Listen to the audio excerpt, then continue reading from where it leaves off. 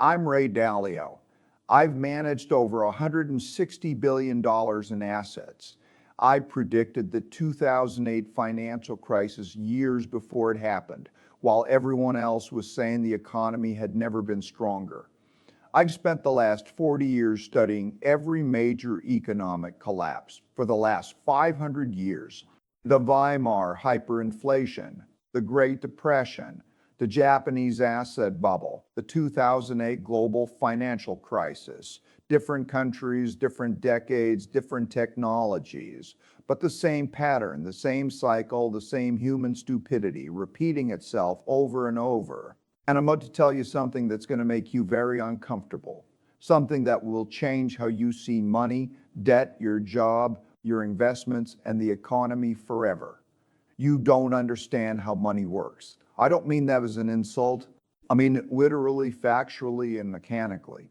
Most people, and I'm talking about very smart people, people with PhDs in economics, people running Fortune 500 companies, people making policy decisions that affect millions of lives, they don't actually understand the economic machine. They think they do. They use impressive terminology. They talk about quantitative easing, fiscal stimulus, monetary policy, GDP growth, inflation targeting. But they're just repeating words they heard on CNBC or read in the Wall Street Journal. They don't understand the underlying mechanism.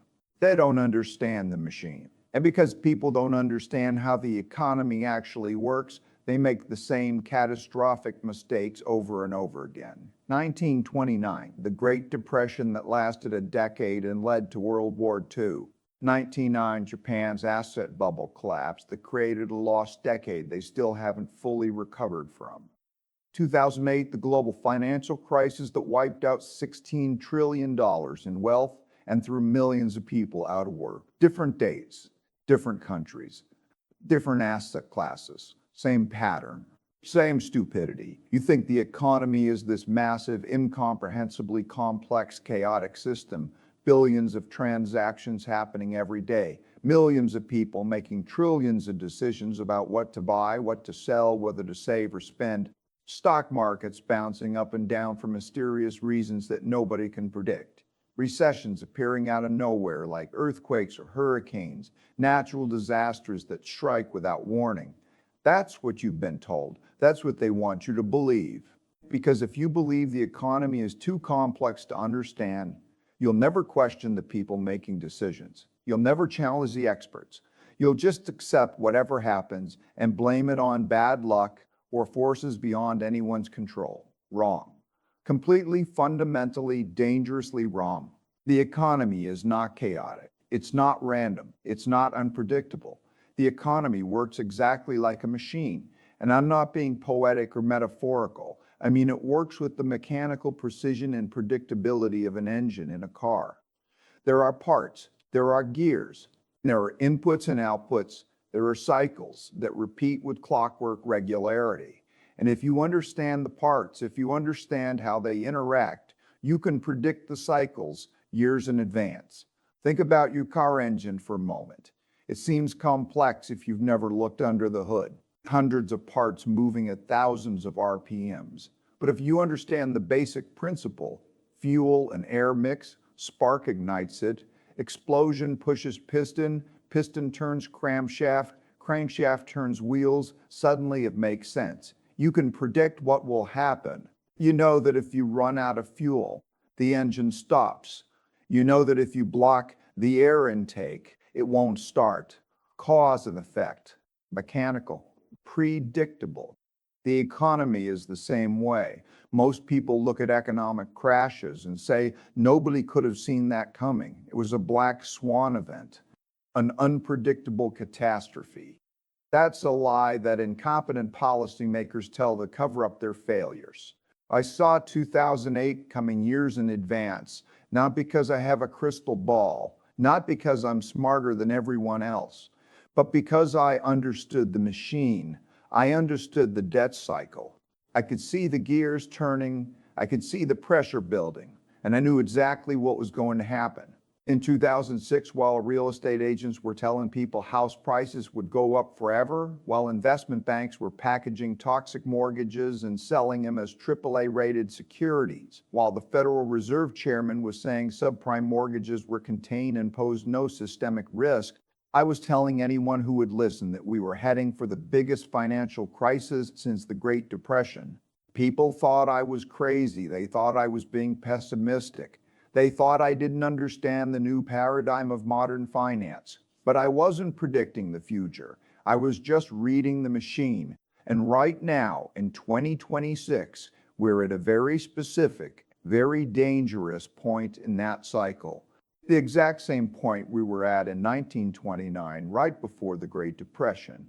The exact same point Japan was at in 1989, right before their asset bubble exploded. The exact same point the world was at in 2008.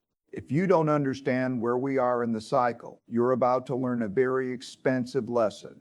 You're about to watch your savings evaporate, your investments collapse, your job disappear, and you'll have no idea why it's happening. Let me show you how the economic machine actually works. Strip away all the complexity, all the jargon, all the noise, and you're left with something beautifully simple.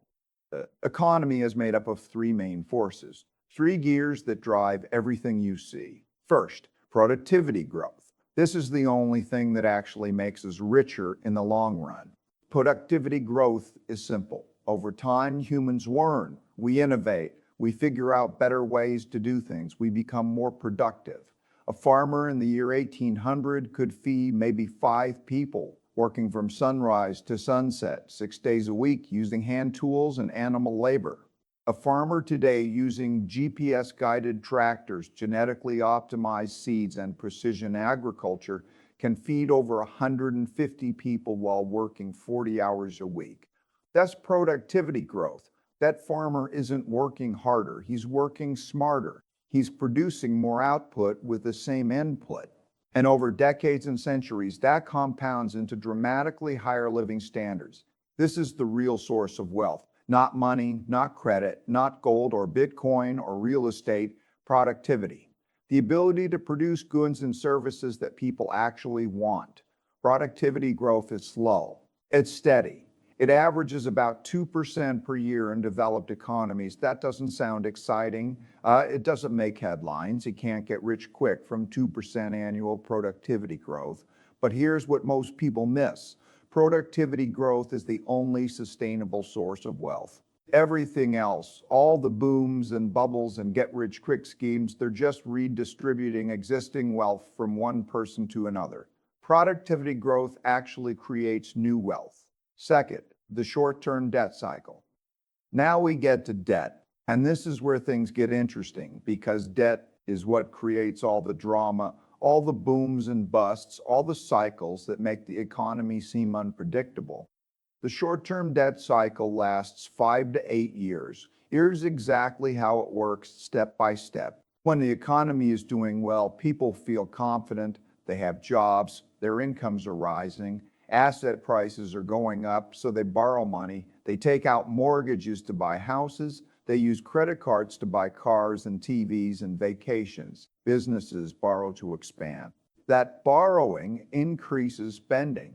You borrow $50,000 to buy a car. The car dealer now has $50,000 more income. He uses that income to buy inventory, pay his employees, maybe take a vacation himself. Those people now have more income. They spend more. Their spending becomes someone else's income. It's a self-reinforcing loop. More borrowing leads to more spending, leads to more income, leads to ability to borrow even more. This is the expansion phase. GDP grows, unemployment falls, stock market rises, everyone feels rich. Politicians take credit for the strong economy. But here's the thing that nobody tells you, the thing that breaks the entire system. Borrowing is just pulling spending forward from your future. Think about what actually happens when you borrow money. You want to buy a $50,000 car, but you only earn $40,000 per year and you've only saved $10,000. Without credit, you can't buy that car. You have to wait, save more, maybe buy a cheaper car. But with credit, you can buy it today. The bank lends you $40,000. You now have $50,000 total. You buy the car, you feel great. But you've created a future where you have to pay back that $40,000 plus interest. Let's say $45,000 total over 5 years. That's $9,000 per year. You're still earning $40,000, but now $9,000 of that goes to debt repayment. You only have $31,000 left to spend. Before you borrowed, $40,000 income, $40,000 spending. After you borrowed $40,000 income, $31,000 spending because $9,000 goes to debt repayment. Your spending went down. And remember, your spending is someone else's income. So someone else's income just went down. They can borrow less. They spend less.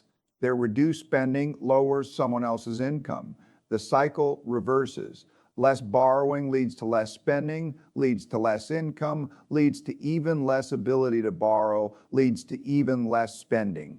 This is a recession. People lose jobs, asset prices fall. Everyone feels poor. Politicians blame the previous administration, so the central bank steps in. They lower interest rates. When interest rates are low, borrowing becomes cheaper. Debt payments go down. People can't afford to borrow again. Spending picks up. Incomes rise. The cycle starts over. This happens over and over, every 5 to 8 years. Expansion, recession, expansion, recession. It's been happening for centuries. It will keep happening as long as humans have access to credit. Third, the long-term debt cycle. This is the big one. This is the cycle that ruins economies, destroys currencies, starts wars, and reshapes the world order. And this is the cycle that most people, most economists, most policymakers don't even know exists. Why don't they see it? Because it takes 75 to 100 years to complete. That's longer than a human lifespan. You live through maybe 1.5 long-term debt cycles in your entire life. When you're experiencing something that slowly you don't perceive it as a cycle, you experience it as just the way things are. It's like a frog in slowly boiling water. The temperature rises so gradually that the frog doesn't notice until it's too late. Here's what happens over the long-term debt cycle. After each short-term recession, the economy recovers. GDP grows again. Employment rises. Stock market rebounds. Everything seems fine. But notice something critical that almost everyone misses. Each recovery ends with more total debt than the previous cycle. Why? Human nature. Pure, simple, predictable human nature. People have a bias toward immediate gratification. They would rather borrow and spend now than save and wait. Businesses would rather borrow to grow now than reinvest profits slowly. Governments would rather borrow to fund programs now than raise taxes or cut spending. So after every recession, when interest rates are lowered and credit becomes available again, people don't just borrow back to the previous level, they borrow more. We learned our lesson last time. This time is different. We'll be more responsible, but they're not. For decades, this works fine. Better than fine, it works great. Incomes rise, not just from productivity growth, but from increasing leverage. Asset prices go up, houses, stocks, bonds, everything. The stock market has its best decades in history. Everyone feels wealthy. Young people look at their parents' generation and think they bought a house for $50,000 and now it's worth $500,000. They're geniuses. We call this a bubble, but people living through it don't call it a bubble. They call it the new economy. This time is different. Old rules don't apply anymore. I've heard these exact phrases in every bubble I've studied. 1920s stock market. We've entered a new era of permanent prosperity. 1980s Japan. Japanese land and stock valuations are justified by unique cultural factors. 1990s .com. The internet changes everything. Profits don't matter. 2000s housing real estate never goes down. They're not making any more land. Different words, same delusion. Here's the mathematical reality that destroys everything. Eventually, debt grows faster than income. Let me say that again, because this is the key to understanding every major economic crisis in history. Debt grows faster than income. In the beginning, when debt levels are low, this isn't a problem. You borrow $100,000 for a house. Your income is $50,000. Your debt to income ratio is 2 to 1. You pay $6,000 per year in mortgage payments, 12% of your income. Easy. A few years later, you borrow more. Home equity line of credit for $50,000. Car loan for $30,000.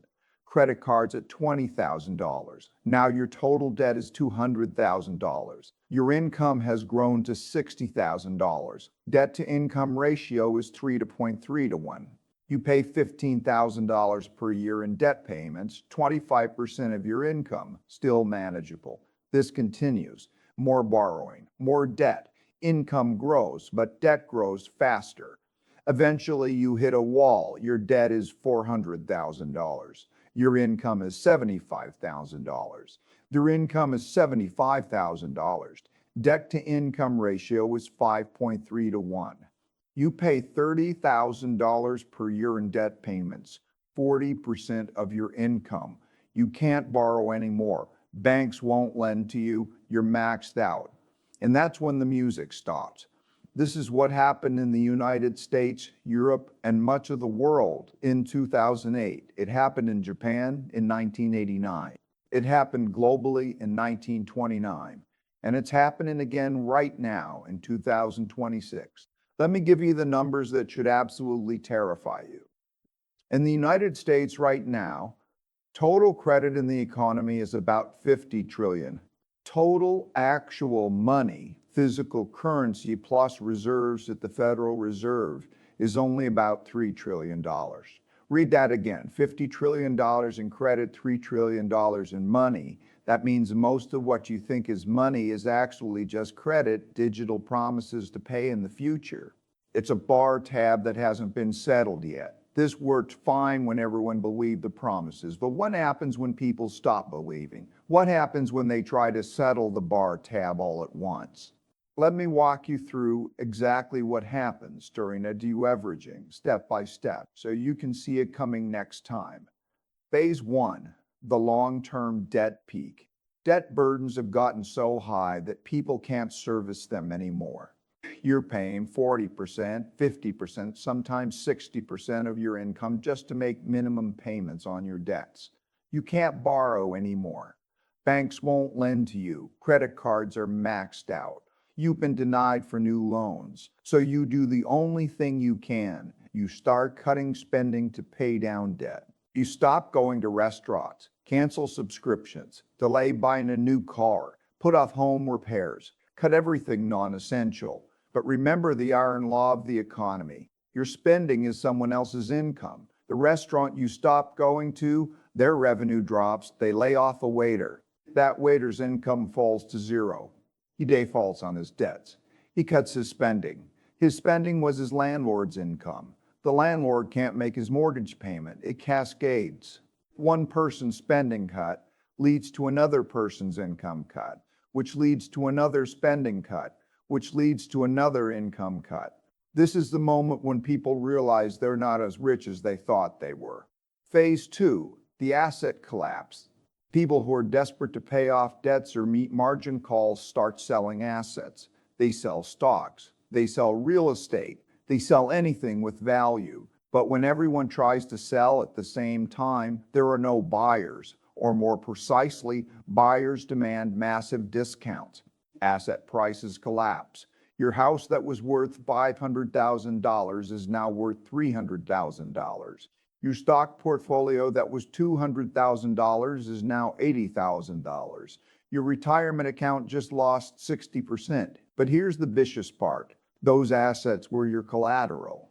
Banks lent you money based on the value of your house and your stocks. Now that they're worth less, you're not creditworthy anymore. The bank calls you. Your home equity line of credit is being suspended. Your margin account needs more collateral or liquidate your positions.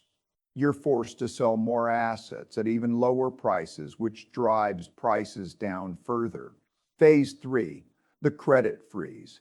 Banks start failing. Why? Because all those loans they made, mortgages, car loans, business loans, credit cards, a huge percentage of borrowers can't pay them back.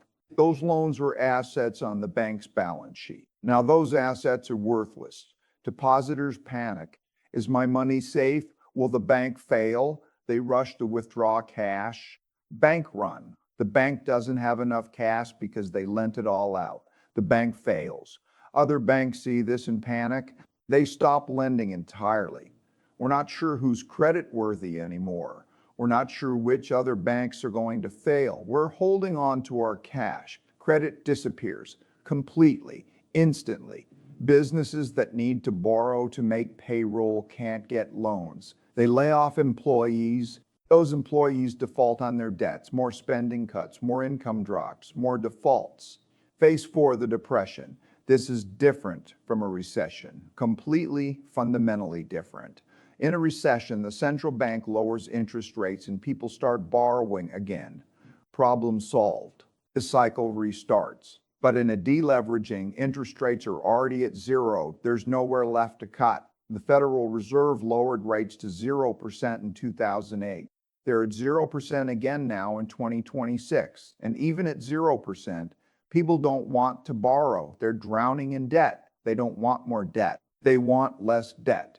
Businesses don't want to borrow to expand. They're laying people off and trying to survive. This is the moment when policymakers panic. This is when they make decisions that will reshape the economy for the next generation. So what do you do when you're in a deleveraging? When debt burdens are crushing the economy and interest rates are already at zero? There are only 4 ways to reduce debt burdens, 4 ways this can play out. And every deleveraging in history has used some combination of these 4 methods. Way 1, austerity, cut spending. Governments implement austerity, cut spending, reduce deficits, live within our means. It sounds responsible, it sounds prudent, it sounds like the adult thing to do. It's also economic suicide. Here's why. When the government cuts spending, government employees lose their jobs. Government contractors lose revenue. People receiving government benefits lose income. All of those people cut their spending. When they cut spending, other people's incomes fall. Those people cut their spending. It cascades. Meanwhile, businesses and households are also cutting spending to pay down debt. So you have everyone, government, businesses, households cutting spending at the same time. What happens to incomes? They collapse, they fall faster than debt is repaid. So even though people are paying down debt, the debt burden, the ratio of debt to income actually gets worse, not better. Greece tried this after 2010. They cut government spending by 20%. Their economy collapsed by 25%. Unemployment hit 28%. Youth unemployment hit 60%. Their debt to GDP ratio went up, not down. Austerity during a deleveraging is like trying to lose weight by cutting off your leg. Sure, you weigh less, but you'll probably die from blood loss. Way 2, debt defaults and restructuring. Borrowers simply can't pay. They default. They declare bankruptcy. They restructure their debts, paying back 50 cents on the dollar instead of the full amount. This eliminates debt. That's good, right? Wrong, because those debts were someone else's assets. When you default on your mortgage, the bank loses an asset. That bank's balance sheet shrinks. The bank fails. The bank's depositors lose their money.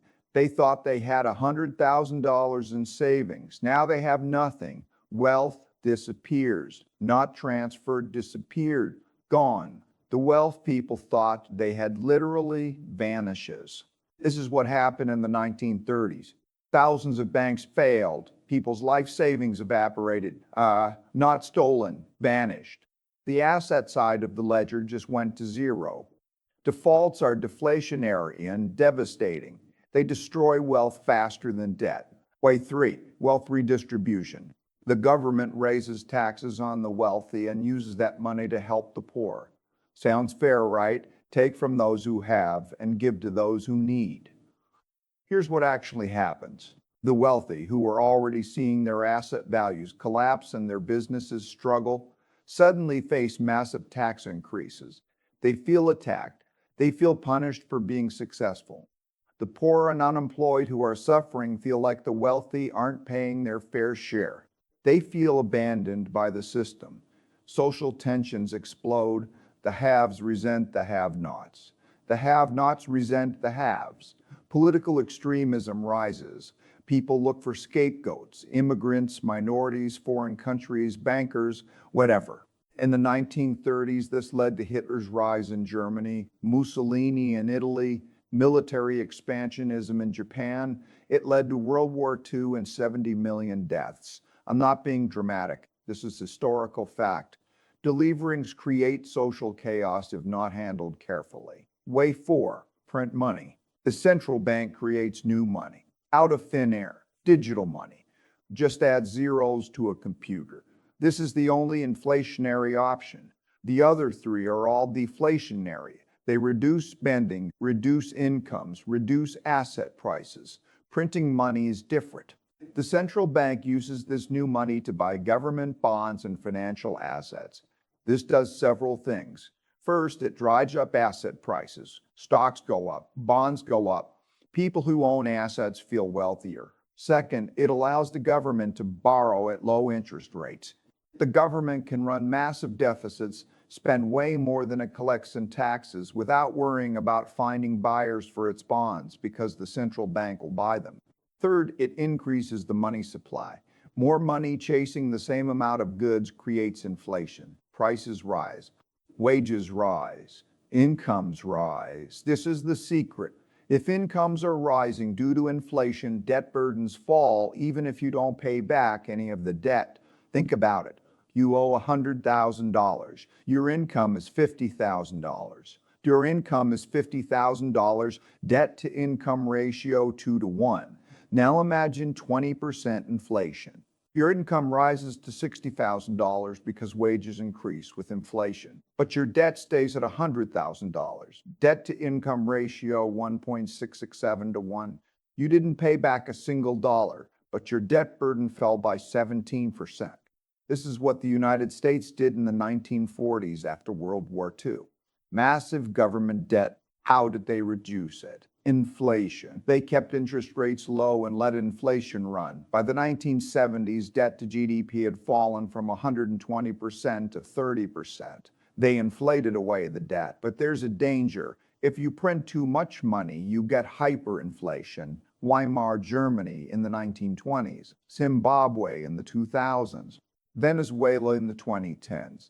The currency becomes worthless. A loaf of bread costs $1 billion. Savings are wiped out. So which one works? Which path should we take? The answer is all of them. In the right balance, this is what I call a beautiful deleveraging. You need some austerity, not too much, just enough to show fiscal discipline. You need some defaults and debt restructuring, enough to clear out the truly unsustainable debts. You need some wealth redistribution, enough to prevent social collapse. And you need money printing, enough to offset the deflationary pressure of the other three. The deflationary forces, austerity, defaults, redistribution, need to balance with the inflationary force, money printing. If you get the balance right, something beautiful happens. Debts decline relative to income. Real economic growth is positive. Inflation stays under control, maybe 3% to 4%, not the disastrous double-digit hyperinflation. People ask me, but won't printing money cause massive inflation? Not if it's offsetting falling credit. Remember, most money is actually credit. In the US, $50 trillion in credit versus $3 trillion in actual money. During a deleveraging, credit collapses. Maybe $50 trillion falls to $35 trillion. That's $15 trillion in reduced spending power.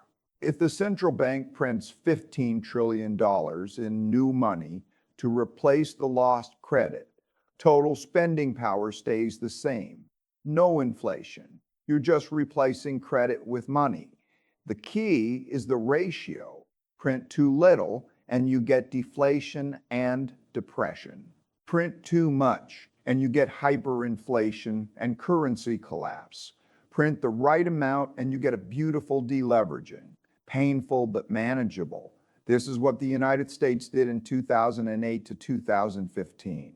The Federal Reserve printed over $4 trillion. Huge amount. And inflation stayed below 2% the entire time. Why? Because they were offsetting collapsing credit. Here's the specific mechanics that make this work. Income must grow faster than debt. Let's say a country has a debt-to-income ratio of 300%.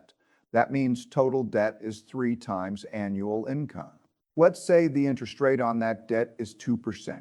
If debt is growing at 2% because of interest and income is only growing at 1%, the debt burden gets worse every year.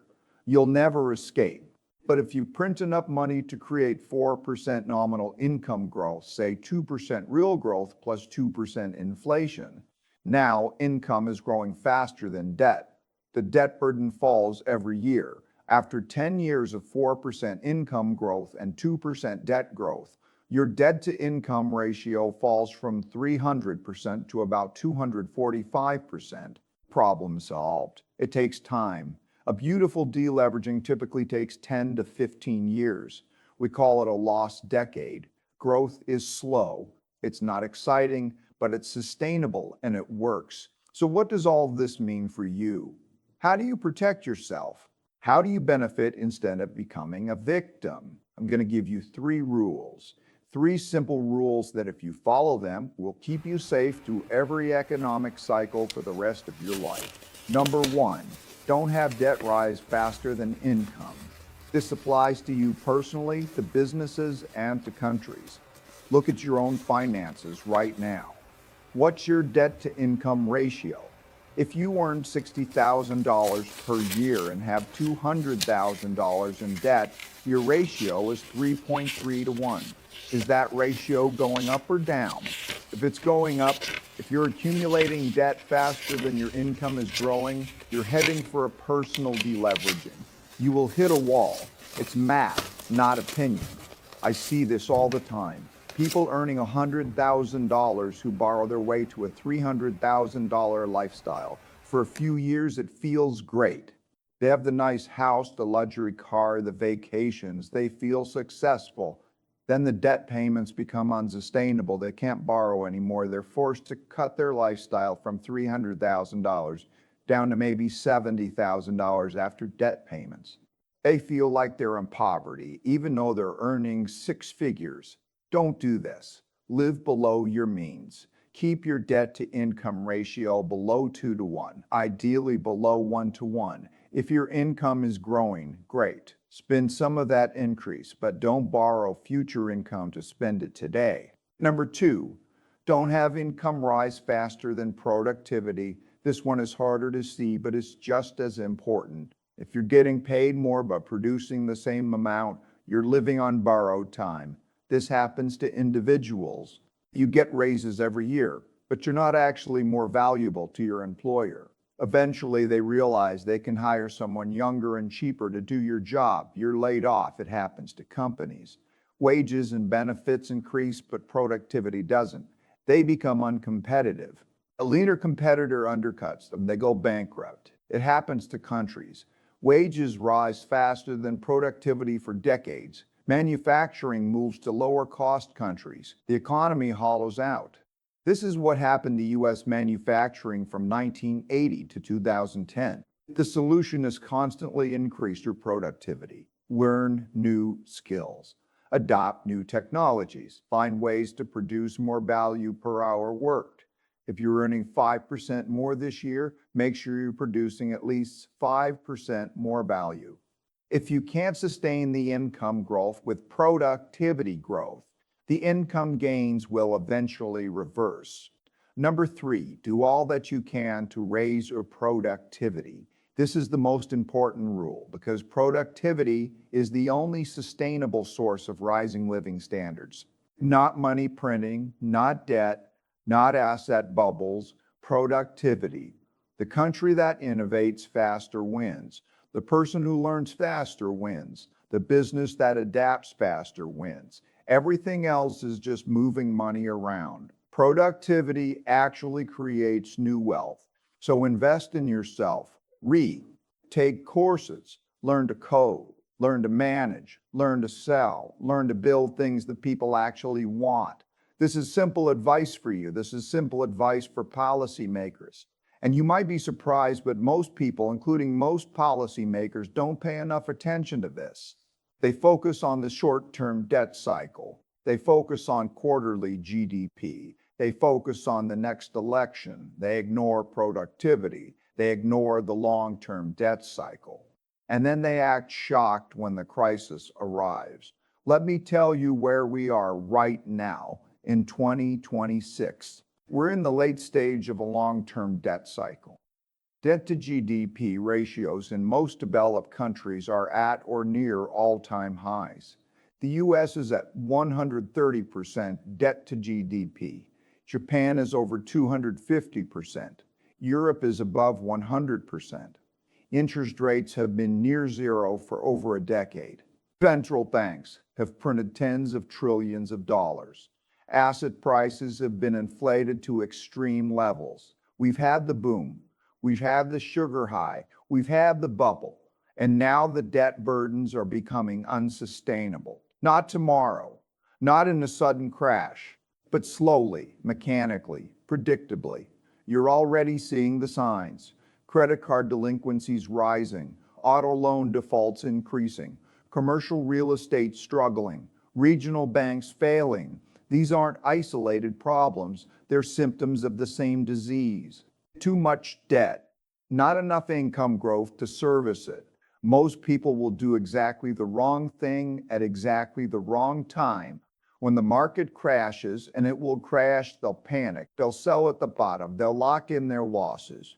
When the recovery comes, and it will come after a painful deleveraging, they'll be too scared to invest. They'll miss the rebound. They'll miss the greatest buying opportunity of their lives. Don't be that person. Understand the machine. Understand the cycle. Understand that this has all happened before, many times, and it will all happen again. The names change. The technologies change. The human psychology stays exactly the same. The economy is not a mystery. It's not chaos. It's not an act of God or a random event or something beyond human understanding. It's a machine, a simple, mechanical, predictable machine with three main forces: productivity growth, short-term debt cycles, and long-term debt cycles. Most people will hear this, nod along, maybe feel like they learned something, and then go right back to their lives. They'll keep spending more than they earn. They'll keep borrowing to maintain a lifestyle they can't afford. They'll keep ignoring productivity. They'll keep chasing bubbles and panicking during crashes. And when the next crisis comes, and it will come as surely as night follows day, they'll act completely surprised. They'll say, "How could this happen? Why didn't anyone warn us? This is unprecedented." But you'll know better. You'll know it was always coming. You'll know it was always inevitable because you understand the machine. You understand that borrowing pulls spending forward. You understand that debt eventually has to be repaid. You understand that when everyone tries to deleverage at once, credit disappears and asset prices collapse. You understand the three rules. Don't let debt rise faster than income. Don't let income rise faster than productivity. Do everything you can to raise your productivity. Those three rules will keep you safe through every boom and bust for the rest of your life. This template has worked for me for over 40 years. It helped me predict and profit from the 2008 crisis while others were being wiped out. It will help you predict and prepare for what's coming next. The question is, will you listen? Will you change your behavior? Will you prepare? Or will you be like everyone else, learning this lesson the hard way, losing money you can't afford to lose, watching your wealth evaporate and wondering why nobody warned you? I'm warning you right now. The machine is running, the cycle is turning, time is running out. You've been warned.